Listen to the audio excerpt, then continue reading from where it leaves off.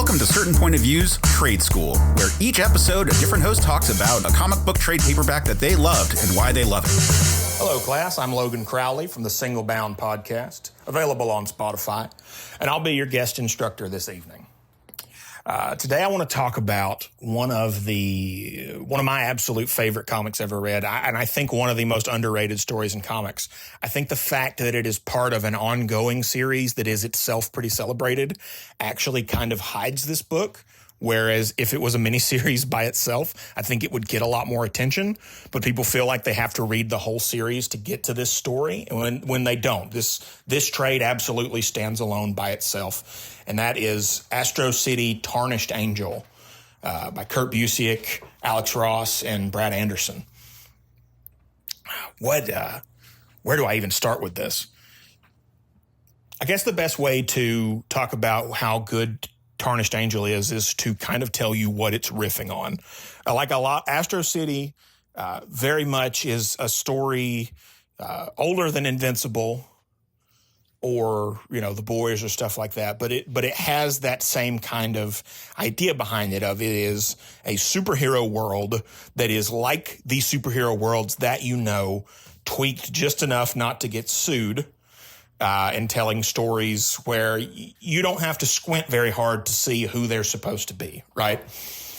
The Samaritan is Superman. Black Rapier is Batman.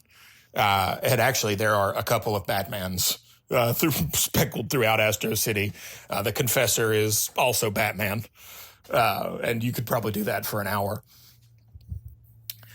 What makes this specific story so special to me is whereas a lot of Astro City is from the perspective of these heroes that you've seen before and telling very good stories, but not stories that you haven't seen before, Tarnished Angel is from the perspective of an ex-con who's just gotten out of prison named Steeljack.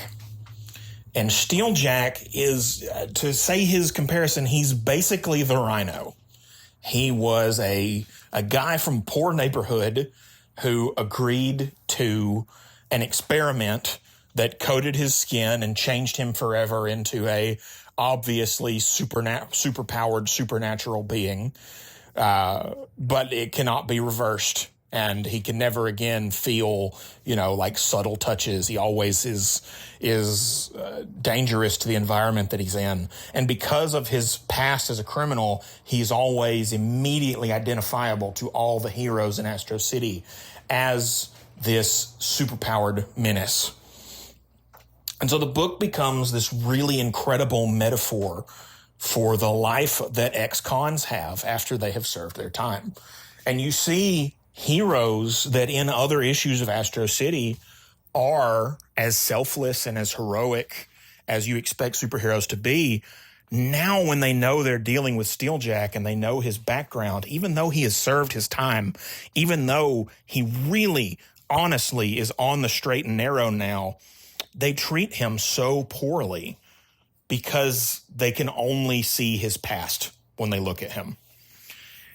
Because of that, that same horrible impulse that we as human beings have, most of these heroes are not noticing that someone is going around the poor neighborhood that Jack grew up in and is murdering ex-con superheroes, right? Small-time crooks that have now retired. We're not talking about Jokers or Lex Luthors. We're talking about Captain Colds and Kite Men and Big Wheels.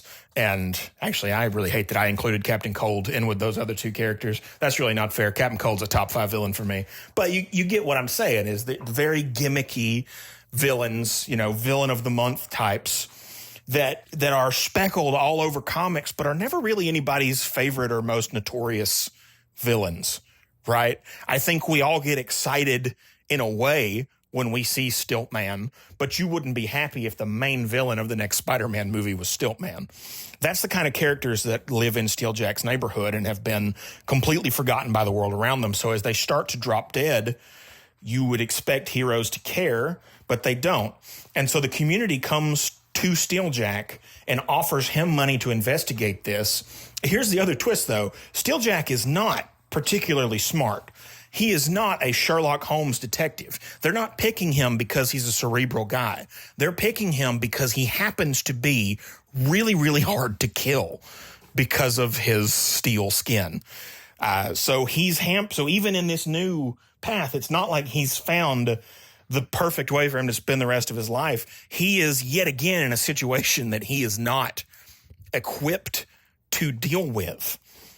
But he keeps an open heart and he keeps an open mind and he cares. These are the people that are in his community, and he really, really cares about them and what happens to them. And that is what makes him a hero. That he, after everything, decides to be for the love of the people that brought him up. Incredible visuals. Alex Ross does the covers, not the interior art, but all of the characters are designed by Ross, and you can very much see that on every page.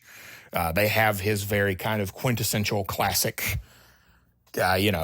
Silver Age with a wink designs. Silver Age, a double pun in this instance, because obviously Steeljack is as silver as one can possibly be. I think my favorite thing about his design is, though, in the flashbacks, you see him as a young man, and he does have that comic book muscle build then, right? He does have that kind of Colossus six-pack, broad-shouldered build that you'd expect. By the time we get to the story and he's been in prison for 20 years, he has a belly, he has flab, he has love handles, he has a second chin, but it is all shining steel chrome love handles, and it just creates such an interesting contrast. You see in different parts of the story, he has spots of rust and tarnish on his skin that have accumulated over the course of years that he cannot do anything about.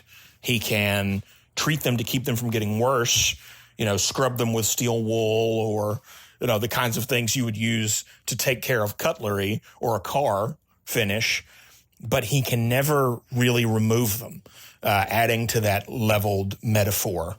Now, this is a story where I really feel like I can't tell you very much about the plot past what I have said without giving something away, because this is a mystery.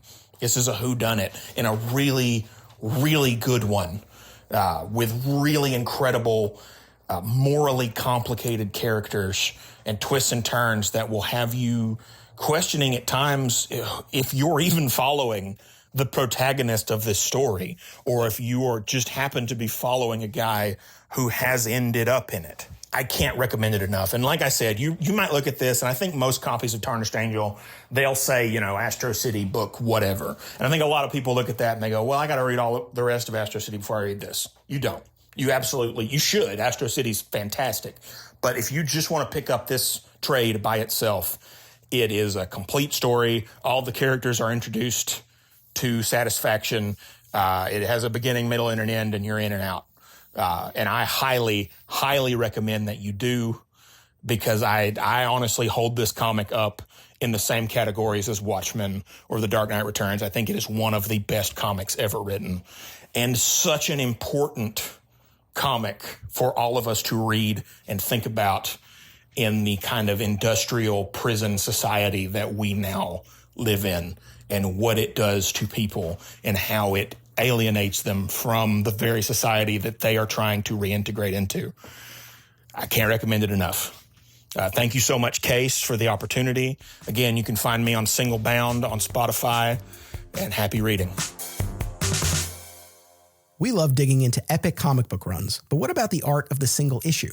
Single Bound is a new podcast series hosted by married couple Amy and Logan as they review single issues of comics. And if the title also makes you think of Superman, you're not alone, as the Man of Steel is Logan's favorite character and a regular topic of discussion on Single Bound. Listen and subscribe on Spotify and YouTube, and follow the show on Instagram at Single Bound Podcast. CPOV. CertainPOV.com.